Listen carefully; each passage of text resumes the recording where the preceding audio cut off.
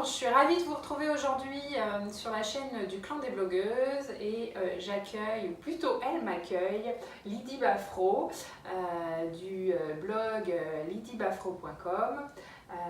Lydie, je te laisse te présenter. Oui, bon, alors bonjour à toutes. Moi je m'appelle donc Lydie Baffraud, je suis la créatrice du blog lydiebafraud.com qui est un blog, un site sur l'apithérapie. Donc moi j'aime bien me définir comme une apithérapeute, à savoir que j'aide des femmes à se sentir bien dans leur vie, à retrouver l'équilibre du corps, du cœur et de l'esprit à travers des thérapies que j'ai apprises au cours de ma vie, donc à savoir l'hypnose, l'ayurveda et la psychologie positive. Voilà, donc j'ai ce blog depuis environ 6 mois maintenant et eh bien, Mélodie est ma sister de cœur. Oui, Voilà. en fait, avec Lydie, on travaille très souvent ensemble. C'est pour ça que j'ai tenu à l'accueillir sur la chaîne. Parce que on a nos hauts, nos bas, hein.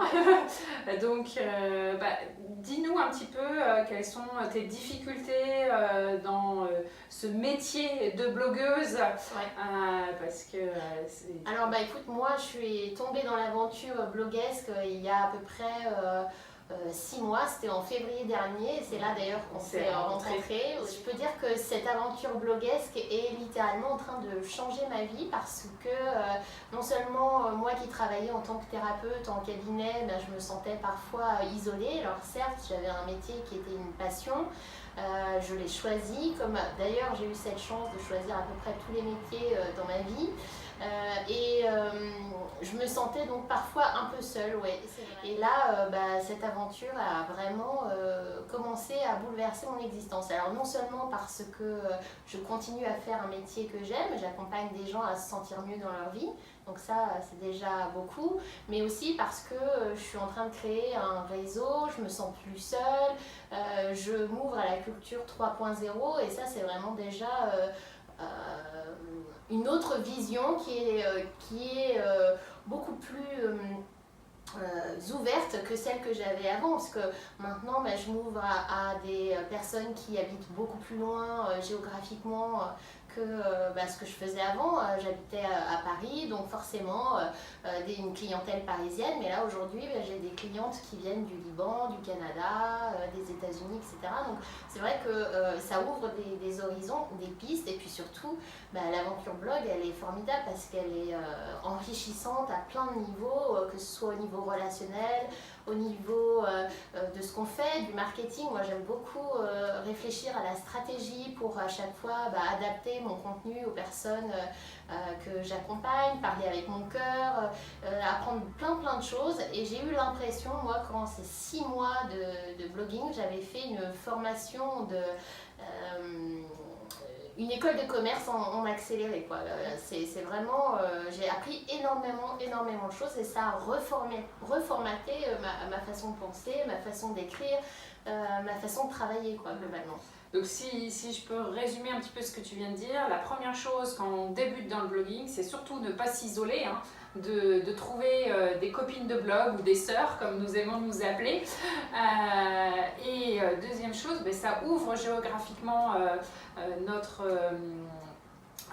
vision, puisque jusqu'ici tu avais un business qui était très local et maintenant tu as un business qui est, on peut dire, international. Voilà. On peut dire ça, voilà. Oui. Même si ça me fait toujours drôle de le dire parce que j'ai que 6 mois de blogging, c'est toujours impressionnant. Ouais, j'ai un business international, ça fait tout de suite un peu pompeux, mais c'est le cas en fait, donc faut pas avoir peur non plus de dire les choses. Ouais, c'est ça. Donc, alors bon, là c'est un petit peu les bons côtés du blogging, mais le blogging c'est aussi parfois des difficultés, des moments où on est un peu down. Est-ce que tu as quelques anecdotes ou des petites choses à conseiller pour ces moments-là? Alors ouais, c'est vrai, tu as raison Mélo, c'est vrai que l'aventure de blog elle est hyper enrichissante comme je viens de le dire à tout point de vue, mais il faut vraiment se sentir passionné pour continuer dans le blogging parce qu'il y a ce qu'on appelle la traversée du désert. Elle est parfois difficile et longue. En fait, Google dans ce qu'ils appellent une sandbox. C'est comme un bac à sable en fait. Et quand ils estiment au bout d'un certain temps que vous avez le droit de sortir du bac à sable parce que vous avez grandi et que vous avez fourni du contenu de qualité, et bien là commencent vraiment les choses intéressantes qui se mettent en place, comme des partenariats, beaucoup plus de trafic sur le blog, etc. Mais évidemment, cette traversée du désert, elle peut être plus ou moins longue. Et bien, il faut être passionné pour pouvoir tenir le coup pendant cette traversée du désert. Et parfois, oui, l'esprit, comme tu disais, est vraiment down, et il faut justement compter sur son entourage, se créer un réseau avec ma sister, mais aussi d'autres proches qui sont dans votre domaine de blog, quoi. Donc effectivement, ça peut paraître parfois difficile, mais quand on est tous dans le même bateau, vaut mieux être à plusieurs dans un désert que tout seul finalement dans ce désert à crever la soif. Donc voilà, c'est pour ça que je conseille d'être vraiment passionné par ce que vous faites. Pas forcément expert, mais en tout cas que votre blog soit aussi votre passion, quoi. Oui, donc en fait, il y a cette fameuse traversée du désert. C'est pour ça qu'il est important d'être entouré. Et en fait, c'est ça qui fera que votre blog fonctionnera ou pas. C'est si vous avez baissé les bras pendant cette traversée du désert, votre blog va mourir de sa belle mort, alors que si vous vous accrochez, là, vous allez pouvoir faire vraiment des belles choses sur Internet.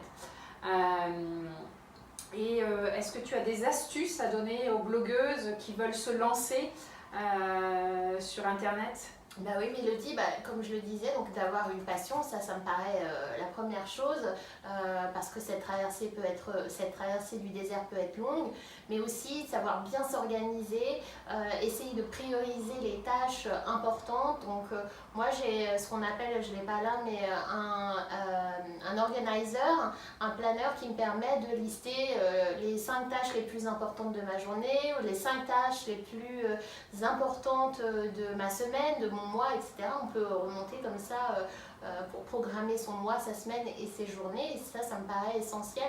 Justement, on arrive à voir où est-ce qu'on en est, ce qu'on a fait. C'est comme un tracker positif de toutes les actions qu'on a.